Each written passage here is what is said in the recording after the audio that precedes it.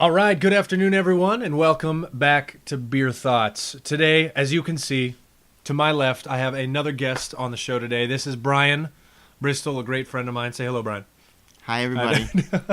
Thanks for having me. Yep, and I know what you're thinking. Josh, another guest. Holy cow. Well, of course. Are you kidding? He drove all the way from Minnesota, and he's visiting me, so he had to be on the show. And he also brought me an incredible gift, and we'll get to that in just a second. All right? Brian, thanks for being on the show today. I really appreciate it. It's just fun. Just a blast to do. Yeah, it's good to be here. I'm excited. I love your show. It. Well, good, man. I appreciate it. Now, that little gift that you brought me today, Yes. talk to me about it. My goodness. What'd you bring? I've been enjoying this for a few years now. Each year, Goose Island comes out with a new Bourbon County Stout. So these are aged. This is a stout aged in bourbon barrels. They come out with a new one every year. So this is the 2017. My dad and I, on Black Friday, waited in line at a liquor store to we could buy a maximum of 3 of these, and so we bought Only 3? You can only buy 3 of them. Holy cow! And so we each bought 2 of the normal, I guess, typical original Bourbon County, and then we also bought one that was coffee infused kind of one as well. So Okay. yeah. Okay. So we've been drinking this for several years now. It's my father and my own favorites. So yeah, I'm happy to share this with you. Segment. Well, I appreciate it. It's one of my favorites. And to be honest with you guys, I've known about the Bourbon County Stout for a very long time, but I've never had it. So we're doing it live. You're going to be We're the doing it first live. people to see it. It's going to be great. All right. Let's open her up. See what we can do. Beer Master, go for Well, it. give it a shot. Hopefully I don't mess it up too bad, you know. There we go. Oh my goodness. Holy cow. It's almost like chocolate syrup. Oh, it's thick stuff. Give it a shot. So you'll feel this if you're not Because paying tell me, attention. what was the ABV on this This year? 14.1. 14.1. Yeah. Holy cow. So there's a lot of kick in one of these. The nose is fantastic. I smell molasses. Definitely chocolate, the huge bourbon notes in there. And now, before we delve in and you see the pure elation on my face, couple things. This is from Goose Island. They say this: brewed in honor of the 1000th batch at our original Clybourne brew pub, a liquid as dark and dense as a black hole with thick foam for the color of a bourbon barrel. So that's appropriate. Yeah, that's pretty on. The nose is an intense mix of charred oak, chocolate, vanilla, caramel, and smoke. Wow. And Yeah. I'm seeing a couple things. You were ABV 14.1, IBUs about a 60, and of course, again, for all of you those out there, international bitterness units, which is pretty high for a stout. Yeah, it's Honestly, kind of surprising. that's it's more fascinating. In the IPA range. A couple of really cool things. The hops they used were Millennium hops. Malts were 2-row, black malt, caramel chocolate, Munich 10, and some roasted barley. Love all of those. Awesome. Well, enough chatter. Let's give her a shot. Pick it up. Prost to you, my friend.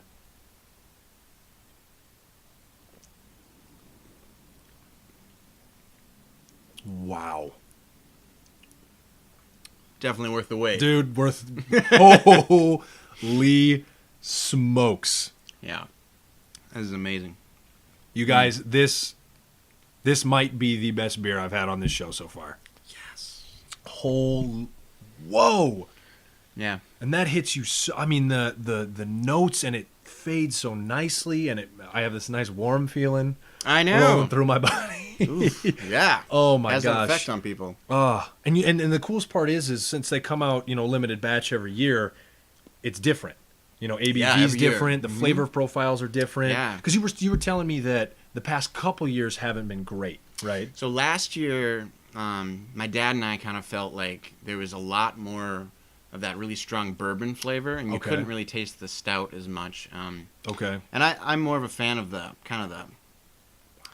bourbon flavor in the background, but the stout really carrying through. And I think they really hit it on the nose this year. This is phenomenal. Yeah. And in case any of you, many of you have probably heard of Goose Island, based out of Chicago, Illinois. very prominent brewery in the craft brewery scene. But honestly, they're mostly known for a lot of their, pale ales, IPAs, a couple of lagers here and there. But honestly, they claim that this is the original bourbon barrel aged stout, and I am inclined to believe them. Yeah, I really absolutely. am. Oh my gosh.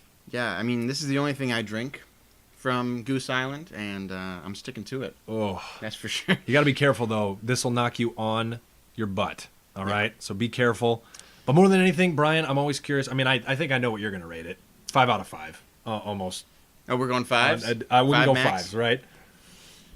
Yeah, I mean, this is definitely the standard setter for me. The standard. Okay. So for now, we're putting that at the top. I would say. Okay. I have yet to have a bourbon barrel-aged stout that has topped this one. Hey, and maybe you never will, but by golly, it doesn't stop you from trying. I'm right? open to it. There So it is. someone please Good. surprise me. Good. Honestly, because I was looking on the internet, we found Beer Advocate average. The average was a 4.6 out of 5. That's crazy. That's good. On ratebeer.com, it was an average of about a 4.4. However, all encompassing, they gave it a 100 out of a 100 overall. So Wow. like this is top of the line stuff. Go out. You can definitely find it. Again, it's a limited batch series, so you got to be very careful, very prominent. Yeah. Look everywhere when They'll it does come occasionally out. be doing tap invasions, so like Absolutely. New Bohemia in Minnesota, if you're from here, they frequently will do a tap invasion with a few of the different years of the Bourbon County too, and sometimes they'll do like the coffee infused one. They'll do the like the a barley wine. the barley That's wine. right. Yep. And yeah. So Well, hey, keep your eyes out. wrapping up this quick beer conversation, but it's good. Go get yourselves one. Keep your eyes peeled and your ears open, and get your hands on one of these things, you guys. It is phenomenal. I'm gonna have to go with a 4.8. That's all right. Oh, it's so well. Everyone's a critic. More for the. I want to think that there's something Yeah, there's out always there. room for improvement. Exactly. Sure. Craft beer critic. I'm a snob. Hey, please. It's pretty normal. But moving on a little bit as we enjoy our delightful gift. Takes the edge off. Brian and I, we were chatting for a while this morning. Went on an awesome walk, and tell me a little bit. So you talked about a book that you're reading right now, Brian. What is that book? Yeah, so it's a 6.5 hour drive down to Lincoln from Minneapolis. Thrilling mountains. Gorgeous views. Flat. It's wonderful. Awful. But so I figured, how am I going to spend my time? There's music, there's podcasts, but but Amazon's got this Audible thing out, and I can get a 1 month free subscription. And I've been meaning to read this book from all my pre-med mentors and other people in my life about a book called Being Mortal, written by Atul Gawande. And it's basically a book on kind of death and dying, and focusing or addressing kind of how do we live our lives with kind of our own mortality in mind. So really light stuff. Yeah, right. Super light. Doesn't get you thinking or terrified, and it might even bring you into an existential crisis. Maybe. That's okay. But don't we all need those? We do. Exactly. So hey, I love that. Let's dive into that a little bit right now. Sure. So mortality, big, deep, huge word. We all have to deal with it. Everyone out there. I just want to discuss a little bit with you, Brian. So Brian, he's heading to medical school. So woohoo, Indianapolis. Woo. He's going to be an incredible doctor one of the day here in the future. But as someone who's going into the medical field, how do you approach an issue like mortality or a topic? You're going to have to talk with patients about it. That's going to be a big, big thing that you're going to have to address time and time again. I mean, going into medical school, what is your thought process going into that?